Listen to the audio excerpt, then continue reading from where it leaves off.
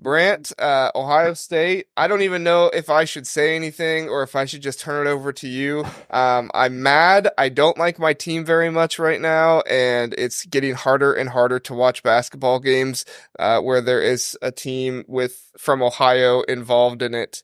What are your thoughts, Brant? Yeah, I had the absolute pleasure of being in attendance at that game the other night. Oh my God. Uh, I'm so sorry. yeah, it wasn't fun. Let's just leave it at that. And I was there with one of my buddies who's an Indiana fan, so he's kind of almost equally as frustrated with the way their season's going. We have that 18-point lead. I turn to him and I say, just watch, just watch. And little did I know, I spoke it right into existence. I mean, come on, like I don't even have words. It's just ridiculous. And I heard it on the Michigan Wisconsin broadcast today. I forget who was calling that game, but they said losing is contagious, and it just kind of, once you lose one and you lose another, it's just kind of within your mentality and it just starts to pile up. And that just seems to have happened to this Ohio State team. We're in almost every game and we find a way to lose every single game. Right now, I forget if it's 1-8 or 1-9 in the last 9 or 10 games, but it's not pretty, and it's really frustrating. Hey, we got a Fisherman here with us, which, by the way, Fisherman, you are one of my favorite listeners. We talk about Ohio State in here like every time we talk about them. So you're like in the misery with me, and I appreciate it. Holtmann is broken after that presser last night. Yes. If you want to go watch a press conference of a coach who was very, very frustrated and holding back every ounce of anger that he had, to not like go at the media and not just go like scream at his players and fist clenched the entire time. It was uncomfortable to watch, but I did watch it, and yeah, he was, man. I don't know.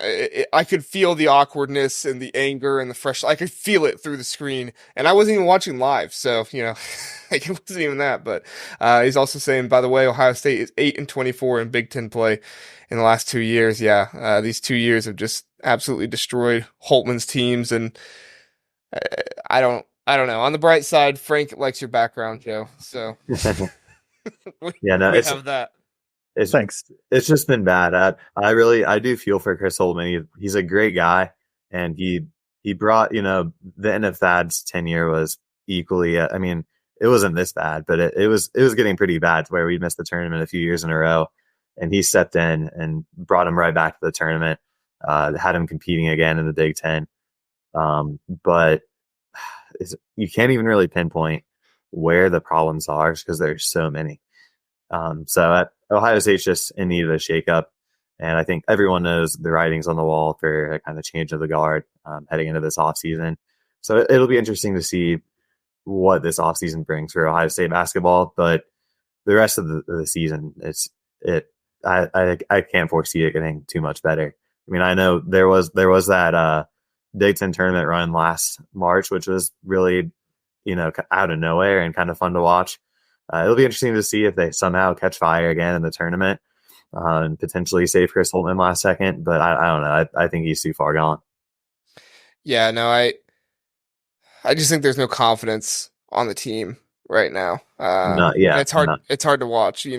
Every time something happens, you can just see like all the heads go down of all the players, and it's just like yeah. There's no fire. There's no will to win. It's just like it's a team that's kind of accepted what they are, and they've accepted losses, and it's sad because there's talent on that team that they can win these games. That they're no less talented than half the conference, but it's just they kind of accepted where they are, and that's where we are right now.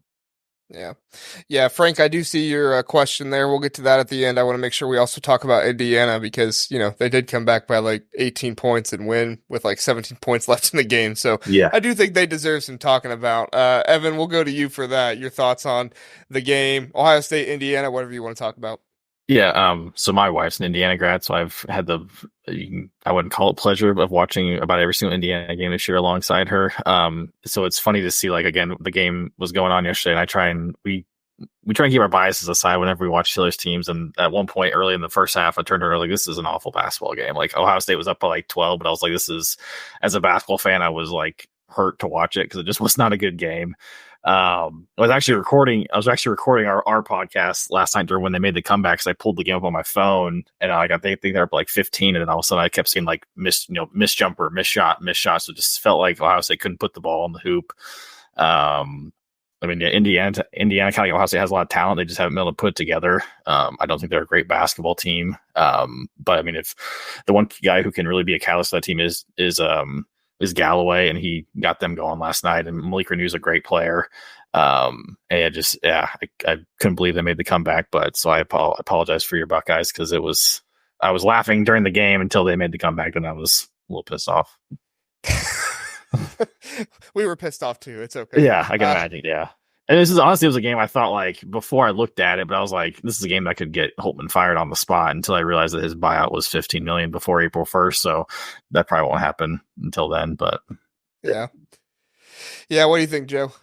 Yeah, I think starting with Holtmann and Ohio State, like the toughest thing with it is when you look at Ken Palm's like strength of schedule in conference play, Ohio State's had the easiest schedule in the Big Ten, and they're still 3-9. And like obviously the season's like done at this point after I don't know what they officially got ranked at some point, but like they were definitely a top 25 team at early in the season, 12-2 overall. And now, yeah, just where they're at, it's just tough to see. Hopefully Bruce Thornton doesn't leave. I'm purely speculating, have literally no clue.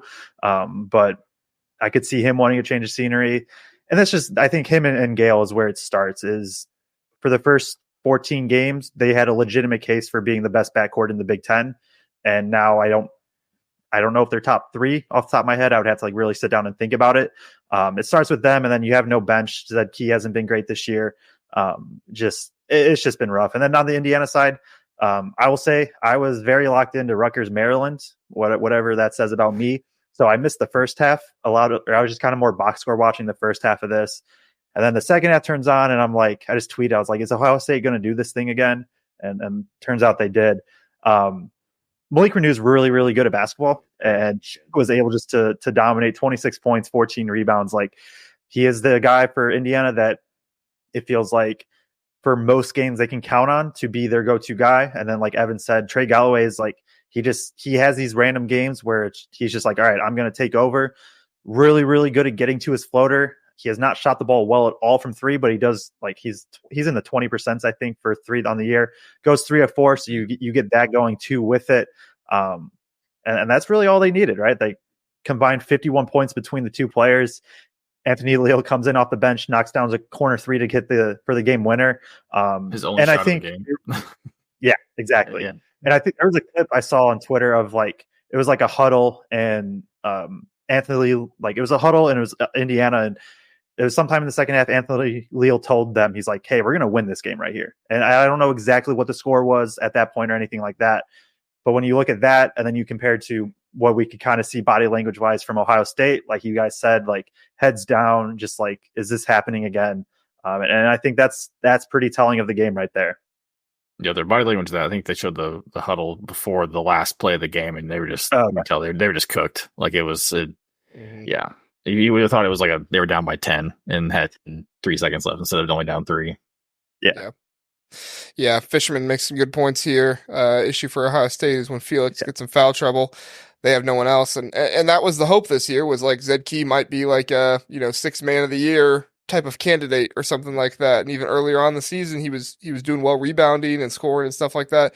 And he wasn't awful in this game. He had 6 points on 13 minutes, but I mean, at the end of the day, Fisherman's right. Like you need some more production in there, especially some like defensive presence, but that's not who Zed Key is. Ever since he's, lost all this weight, he hasn't had the defensive presence, that he once did before. And then, the 12-2 that you were talking about, Joe, that was right after they beat Bama, which, I still don't know how that happened, but it happened. And I jinxed them because I literally tweeted out right before that Penn State game. I was like, man, Ohio State needs to be ranked when they were 12-2. They weren't ranked yet. Of course, that was the first 18-point lead of the season blown. So I didn't even tweet anything good about Ohio State before this game. So Brent, I think this one's for us from Frank. OSU crew, who would you like to see as your new head coach? Fisherman said Lamont Paris, the South Carolina. He seems to like Michi Johnson, so maybe Michi Johnson makes a return to Ohio State. I don't know if he has eligibility. I don't know. I never know how much eligibility everybody has. Yeah, it's up with all the COVID. Yeah, Lamont Paris is actually, I think he's from Cleveland. He's from either Cleveland or Cincy. I forget which one, but he's from the state, so definitely an interesting name. Jerome Tang, I see Frank bringing up. I think that's another really interesting one. I don't know if he'd want to jump Kansas State to Ohio State. I don't know if that's, maybe a bit of a jump, maybe more on the lateral side. I've heard a lot of different names kind of circulating out there. Some of the like lower key, lesser known guys. Pat Kelsey is one that's been brought up a lot. The coach over at Charleston, he's another guy with Ohio ties who has, just been kind of cruising through the mid majors, and is kind of one of those up and coming kind of guys. Or you could always see Ohio State just, take a swing on a big name with maybe a bit of dirt, like Rick Pitino or Will Wade. But Chris Beard. Chris Beard. Not sure if we're gonna do that, but you never know with the new AD. He comes from the South. He just likes to win. He doesn't care about the baggage. So we'll see. We'll see if we take a swing like that. Fisherman saying Findlay. I don't know. That's right. Yeah, Lamont Paris is from Findlay. Oh, he's from Findlay. Okay, I was like, I know Findlay College, but okay. Thanks, Fisherman. I tell you, I would be ecstatic to get somebody like Jerome Tang, somebody I want that nobody else wants because of his background. But at this point, I'm like, screw it, just bring somebody in who can win, and that's Sean Miller, or even Wes Miller. One of those guys. I know IU fans don't like the name Miller, so I won't name the other one. But, I at this point, I used to be one of those guys that's like, no, I would never want a cheater to, coach at my school or anything like that. And at this point, I want there to be fans in the arena, and I want us to not blow 18-point leads. So if Chris Beard or Sean Miller can make that happen, I might be okay with it. Fair enough. Am I crazy, Brant? I don't think you're too crazy. I'm kind of along the same lines as you. I just want to see your team compete again. It's like at a certain point when you get so hurt, you lose your morals, Yeah. There's another guy up in West Lafayette that's pretty good. Painter, I think is his name. Might be able to. It's not bad. See it. One, I have no clue if this guy is going to leave or if they'd want to take a shot, but Josh Hurts at Indiana State would, if Ohio State's going to take like a shot on a mid-major, that seems like that's going to be the guy. No clue if he even wants to leave Indiana State this year, but that'd be just somebody else I would throw out. Yeah, and you've heard like rumors of like things going on at Arkansas, so maybe Musselman wants out. I mean, that's another big name that is crazy enough.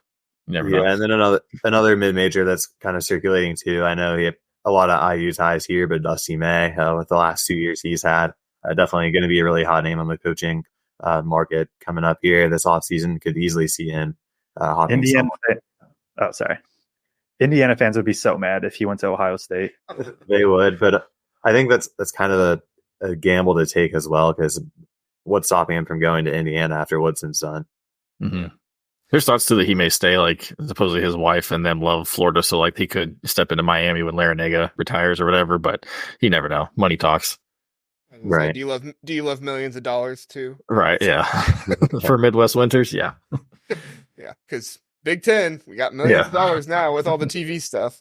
I was going to say the other moral I'd be willing to drop is like ripping off your shirt after a basketball game. So I'd be fine with Eric Musselman. That's another moral that I'm okay with. Chris Collins does that too. You can maybe try and poach him.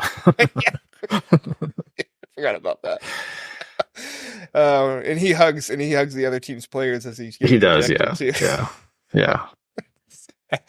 Oh, I love seeing coaches get ejected. It's hilarious. Thanks for In the Big Ten Huddle, please do like and subscribe. We appreciate that. If this was your first time listening, we are the Big Ten Huddle. We cover all things Big Ten football and basketball. We have a long episode every Sunday, Tuesday, and Wednesday night, all at 9 o'clock. So come in, check us out, get in the chat, let us know what you're thinking. We would love to have you join us and learn more about the Big Ten.